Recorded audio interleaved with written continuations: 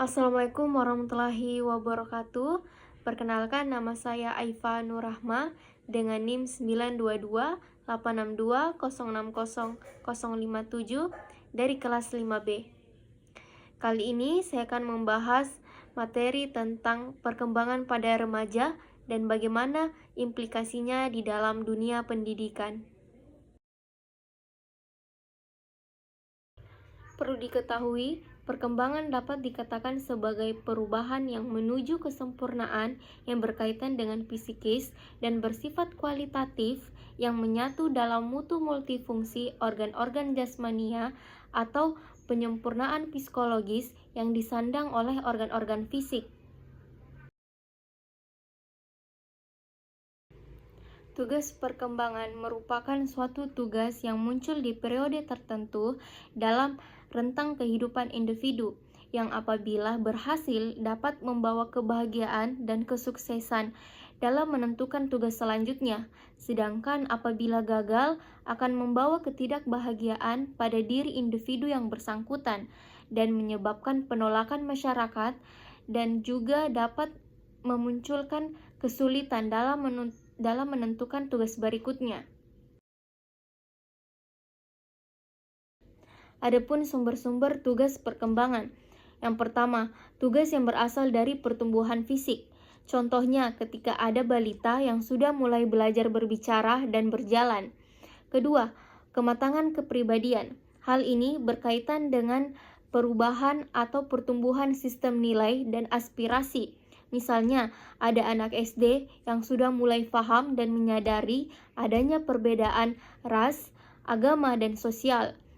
Maka dari itu, di usia ini ada tugas untuk bagaimana mengatasi perbedaan ini dengan tepat. Yang ketiga, tuntutan masyarakat. Misalnya, anak SD yang diharapkan untuk mulai bisa baca tulis dan juga usia selanjutnya orang dewasa dituntut untuk melakukan kewajibannya sebagai warga sipil seperti memiliki pekerjaan dan membayar pajak.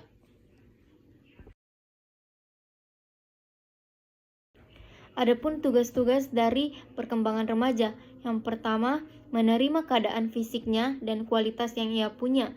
Kedua, mencapai kemandirian emosionalnya. Yang ketiga, memiliki kemampuan komunikasi dan dapat bergaul dengan teman sebayanya, baik secara individu maupun kelompok. Dan yang keempat, mencapai kemandirian emosionalnya dan menjadikan orang lain sebagai model untuk dirinya. Yang selanjutnya, menerima dirinya sendiri dan memiliki kepercayaan terhadap kemampuannya sendiri. Yang selanjutnya, memiliki kemampuan pengendalian diri. Dan yang terakhir yaitu memiliki penyesuaian diri. Dia dapat menyesuaikan dirinya sendiri.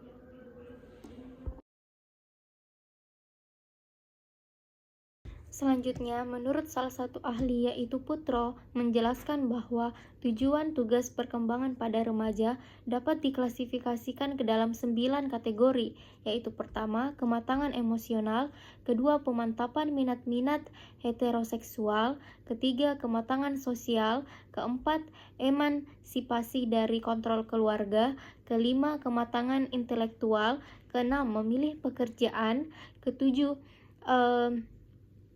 dapat menggunakan waktu senggang secara tepat, kedelapan memiliki falsafah hidup, dan yang terakhir yaitu identifikasi diri. Adapun menurut salah satu ahli yaitu Saudia mengungkapkan bahwa ada beberapa tujuan dari tugas perkembangan remaja awal dan menengah. Yaitu pertama, implikasi perkembangan fisik, di mana seharusnya pendidikan menggunakan model memisahkan antara perempuan dan laki-laki ketika membahas tentang anatomi dan fisiologi. Guru juga seharusnya mengambil inisiatif untuk mengundang narasumber dan mengatur wawancara tentang pendidikan seks dan memberitahukan kepada peserta didik tentang bahayanya aktivitas seks yang menyimpang. Guru juga dan sekolah dapat bekerja sama untuk mengarahkan peserta didik untuk mendapatkan hobi yang positif seperti seni ataupun kepramukaan dan dapat berkegiatan yang bermanfaat saja. Yang kedua, adapun implikasi pada perkembangan intelektual, di mana guru seharusnya memberikan pengetahuan yang mendalam dan bimbingan bijaksana. Ketika peserta didik memiliki minat yang sudah meluas seperti minat baca, guru seharusnya membimbing arah peserta didik tersebut. Karena ketika tidak dibimbing, kemungkinan peserta didik tersebut dapat membaca buku-buku atau majalah yang tidak bagus. Juga guru dapat memilih atau mempertimbangkan gaya belajar sesuai dengan variasi remaja awal sampai menengah. Adapun implikasinya terhadap perilaku sosial, moralitas, dan agama, di mana pendidikan seharusnya disampaikan melalui kelompok belajar. Sekolah harus menumbuhkan lingkungan dan menawarkan fasilitas. Selain itu, guru juga dan sekolah harus bekerja sama kepada orang tua, menjalin hubungan baik dan komunikasi.